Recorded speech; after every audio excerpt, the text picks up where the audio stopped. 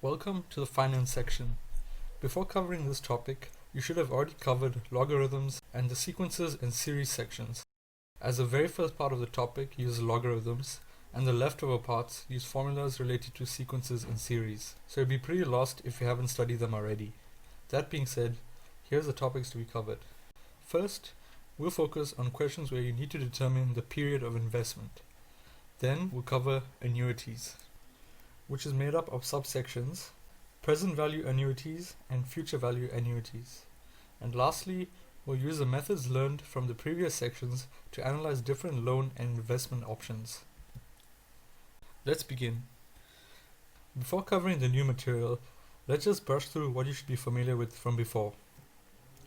First, there's different types of interest, these being simple and compound interest, whose terms are as described in this image, where P means the principal or original amount invested, A means the total amount of money accumulated after the investment earns an interest at a rate I over a period of time N, represented in years.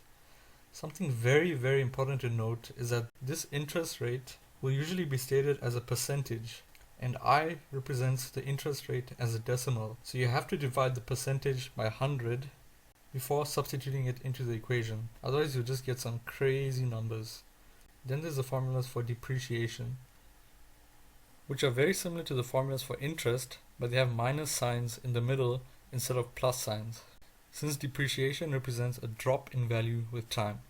This time, I would represent the depreciation rate and not the interest rate. And lastly, there's the formula for effective and nominal interest rates, which is related to interest rates that are compounded more than once a year and whose interest rate is usually stated as some percentage per annum, this being the nominal rate. But if you were to actually calculate the total amount of interest that compounds over the year, it would be slightly different.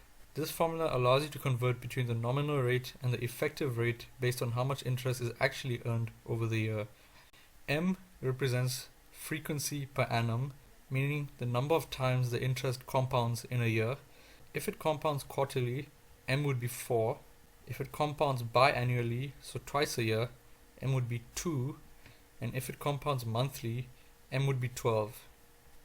Now moving on to new material, first we have period of investment. Period of investment isn't anything so new. It just means using the same formula, which you know from before, but solving for n this time.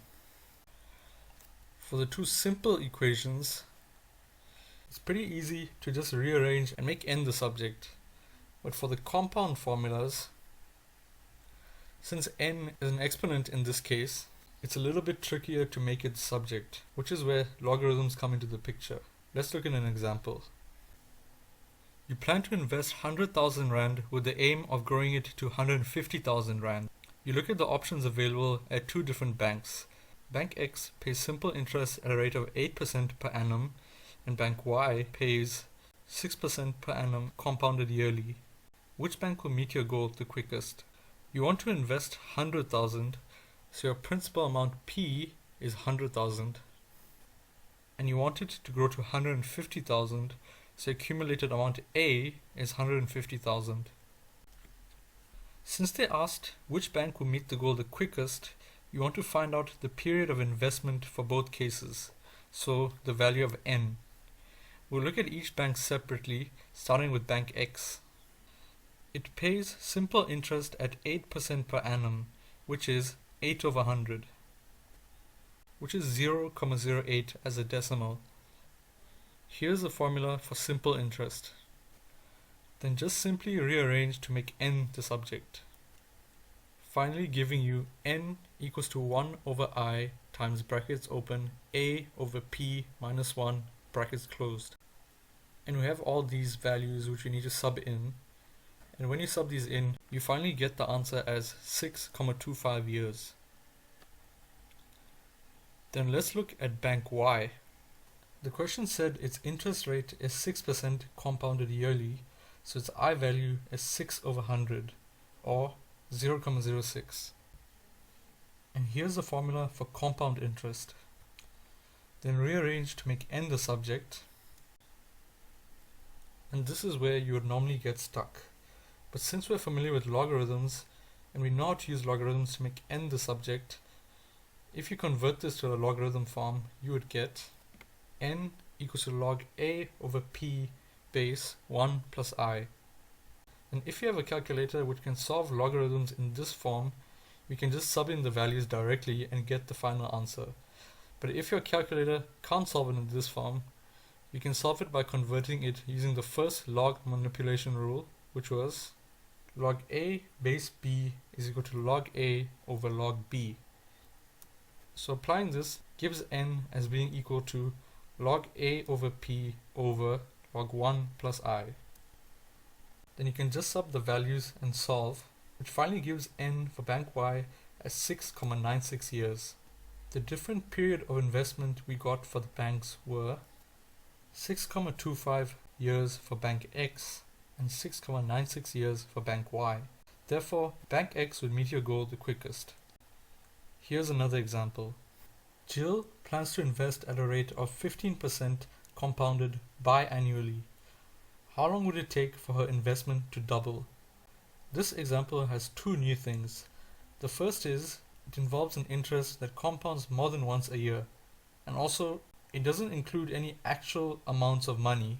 It just vaguely asks how long would it take for her investment to double. Another way of saying this is how long would it take for the principal, meaning original amount, to double, meaning the time required for accumulated amount to equal double the principal amount. Put simply, this means time required for A to equal 2p. The interest is at a rate of 15%, so 0.15 in decimals, and it compounds biannually, so twice a year, meaning the frequency per annum, or m value, is equal to 2. This is the usual compound interest formula. But when the interest compounds more than once a year, it's slightly different. This time it also includes m, so the I value is divided by m, meaning represents the interest rate per period, and the exponent is n, meaning number of years, times m, which is frequency per year. Therefore it represents number of periods in total. It's very, very important that the time units for I should be the same as the time units for the time period n, or the exponent rather. So if the interest compounds twice a year, the time period of which interest compounds is half a year. So divide I, which represents interest per year, by 2, so it represents interest per half year. Then the exponent should be number of half years over which interest is accumulated. So you multiply number of years by number of half years per year, so a frequency of 2. Anyway, we'll see that just now. Firstly, you want to make n the subject of this formula. So you'd first take p that side and divide a by p. And since we established that a equals 2p, a over p would just be 2. Then you convert to log form and apply the same manipulation rule, giving you m times n equals to log 2 over log 1 plus I over m. Then you can finally make n the subject by taking m to the other side, finally giving you n equals to 1 over m times brackets open log 2 over log 1 plus I over m, close brackets. Then you can just sub in the values, finally giving you n as 4,79 years. So it would take 4,79 years for Jill's investment to double. Then, for the final example under period of investment, Jacob buys a new car for 245,000 Rand, and it depreciates at 16% per annum on a reducing balance basis. After how many years will the vehicle be worth less than 105,000? Notice that this question now talks about depreciation, meaning you won't only be asked questions related to interest and period of investment, you can also be asked related to period of depreciation, but it's pretty much the exact same process. You just use the equation for compound depreciation instead of the equation for compound interest. In this example, the principal amount is 245,000 and the accumulated amount is 105,000 since the car value reduces with time. Then they said that it depreciates at 16% per annum on a reducing balance basis. Reducing balance just means compound depreciation. And make sure you're familiar with this terminology and remember what it means, because you could just use the term randomly in a test or exam, so you should definitely know what it means. So it depreciates at 16% per annum, which is 0.16. The equation for compound depreciation is accumulated amount equals to principal amount times 1 minus I to the power of n. Then just rearrange like before to make n the subject, and you can just sub in the values now, giving you n as 4.86 years. Therefore, the vehicle will be worth less than 105,000 Rand after 4.86, or approximately 5 years. Moving on to the next section, annuities. Annuities are a series of payments of a certain fixed amount of money at regular intervals for a certain period of time. Examples of this include paying back a loan or making regular deposits to a savings account. Annuities are subject to a rate of interest. There's two types of annuities we'll cover. First of these is future value annuities. In future value annuities, payments are made at regular intervals, each of which earns interest. And the whole point is to accumulate a certain amount of money for a certain point in the future, such as for a retirement fund. Here's an example.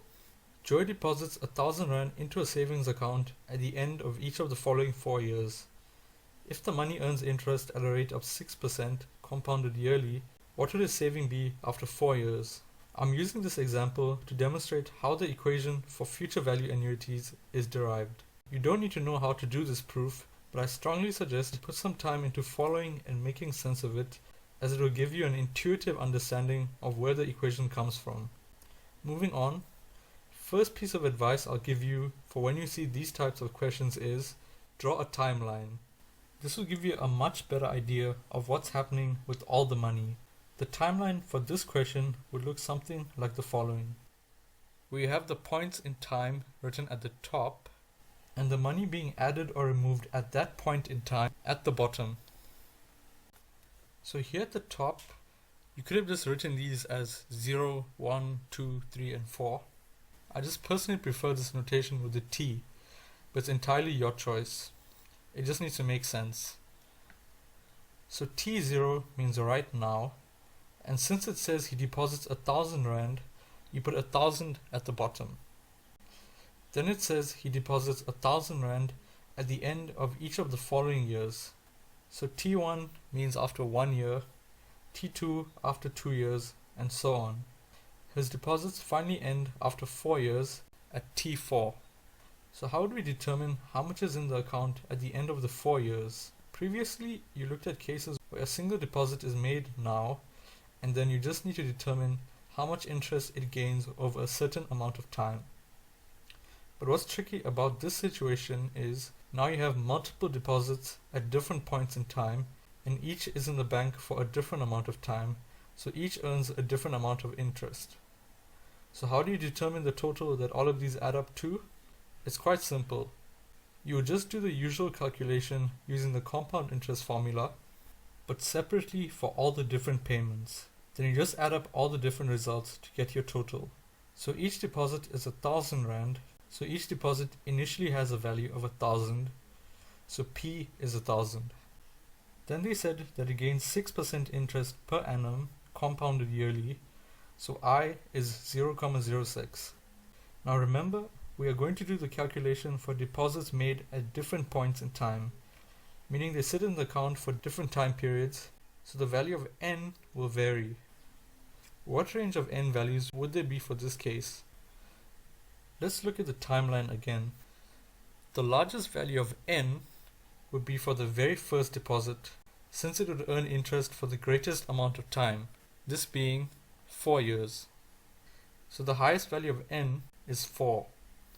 Then the second deposit would sit in the account for 3 years, meaning an n value of 3. And the third deposit would have an n value of 2, and n keeps reducing till you reach the final payment made at the end of the 4th year, which would have an n value of 0, as it was just deposited at that point. Therefore, the range of n values would be from 0 to 4. Now we just need to do this compound interest calculation for all n values in the range. Let's start with the very first deposit when n equals to 4. If you sub in the values, you get 1000 times 1,06 to the power 4. Then you just repeat this calculation for all other n values and get the following: 1000 times 1,06 cubed for n equals to 3, 1000 times 1,06 squared for n equals to 2, 1000 times 1,06 for n equals to 1, and 1000 times 1,06 to the power 0 for n equals to 0. So I've left them all in this bracket form and didn't calculate the actual values so I can show you something. Now you have all the accumulated amounts at the end of the 4 years for all the deposits. So to get the total, you just need to add these together, which looks like. Then if we arrange them from smallest to biggest, this first term would just be 1000, since 1,06 to the power of 0 is just 1. The second term would be 1000 times 1,06, and the rest of the terms would remain exactly the same. Notice something. The first term is 1000, and the second term is just the first term times 1,06, and the third term is just the second term times 1,06, and this is the same for the fourth and fifth term. You've previously seen this sort of thing before, and that's under the sequences and series section. All of these terms would represent the terms of a geometric sequence, and since you're adding all of them up together, this would represent a geometric series. As a reminder, here's the nth term formula of a geometric sequence, where a means the first term, which would be 1000 in this case, and a constant ratio r of 1,06.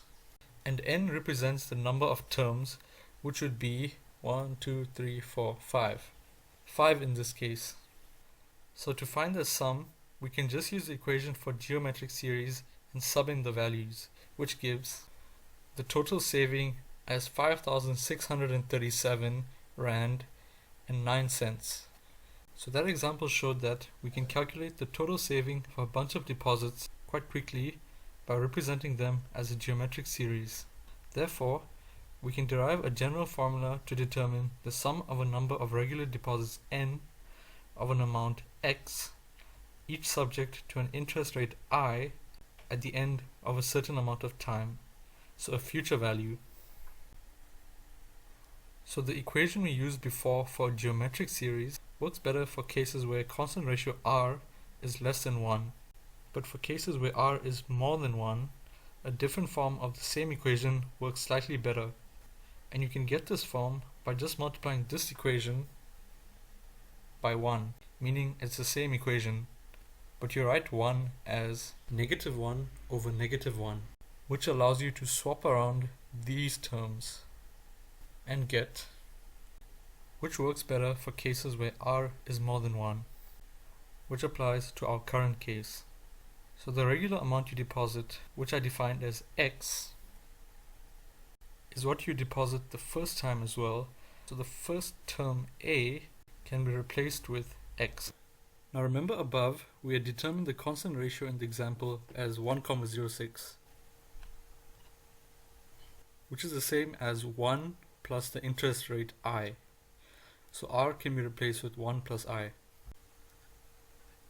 And the sum Sn is the future value f. Subbing these all into this equation gives, therefore, the final equation to calculate the future value of a bunch of regular payments would be this equation, where f represents future value of the payments, x is the regular payment amount, I is the interest rate, and n is the number of payments. We can now just apply this nice equation to the same example instead of doing all those long calculations. The regular deposits were 1000 Rand, so x equals to 1000. The interest rate was 6%, so 0,06. The values of n, which represented time period in the compound interest formula, was 0 to 4. But for this equation, n is a little different, and n instead represents the number of payments, which was actually 5. So for this new equation, n equals to 5. Then you just sub them into the equation and finally get the answer as 5,637 Rand and 9 cents, which is exactly the same as the answer we got before. Therefore, we know the derived formula works. Let's look at another example. Nell decides to start saving some money for the future. At the end of each month, she deposits 850 Rand into an account in Bank Z, which earns 8.4% interest per annum compounded monthly. First question is, how much money has she saved after 25 years?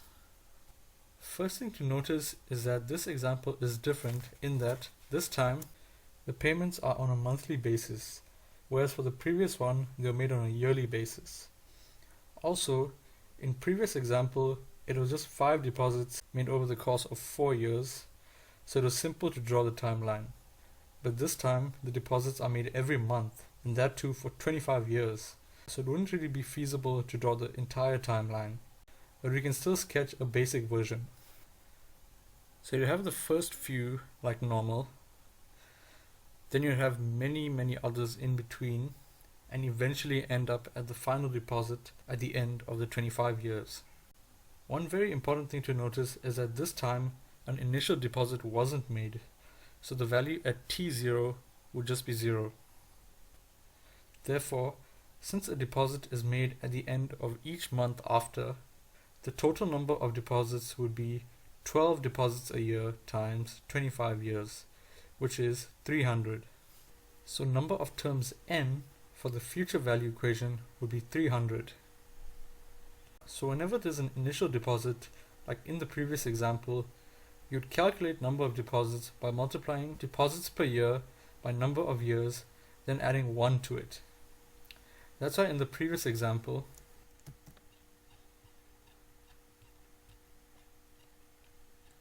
the value of n, which we substituted into the future value equation, ended up being 5 because you had the 4 deposits at the end of each year plus the initial deposit as well. But in this example, there's no initial deposit, so n is just 12 times 25. But if there actually was an initial deposit, you would add 1 to this and n would be 301. So keep this in mind because most students mess up these annuity calculations in exams because of messing up with their interpretation of the value of n. Anyway, moving on, they told us the interest rate is 8.4% per annum compounded monthly. So you divide the rate by 12 since you need to find the interest rate per month since you're making monthly deposits. This comes back to what I stated earlier, that the interest rate and the n value should have the same time units. And when you do the calculation for the interest rate, you get the value as 0.007. Lastly, the monthly deposit is 850 Rand, so x equals to 850. Then you can just sub these into the future value equation, which finally gives the total future saving as 862,949 Rand and 77 cents. Then the second question was, how much interest did she earn over 25 years? So the final account balance, meaning the future value f, is equal to the sum of all the 850 Rand deposits made in the 25 years plus all the interest earned on these payments. Then just rearrange to make the interest the subject. We already have the final account balance, which we just calculated in part 1. And to get the total deposited, we just multiply the number of deposits by the amount of each deposit, which gives the value as 255,000 Rand. You just sub these all in and get the total interest as 607,949 and 77 cents. One last important thing to keep in mind before I move on to present value annuities is that since you're dealing with many different big numbers, and since you need to write down the results of these different calculations, you usually round them off before writing them. You would then be tempted to do later calculations using these rounded off values. Absolutely avoid doing this. Using rounded off values will lead to your final answers being off by a small amount, for which you'll be marked wrong in the exam. You should rather save the different values you get as variables on your calculator, then use those saved variables in any later calculations, so you don't lose any accuracy in your final answer. To put it simply, don't use rounded off values in calculations. Always use exact values. Moving on to present value annuities.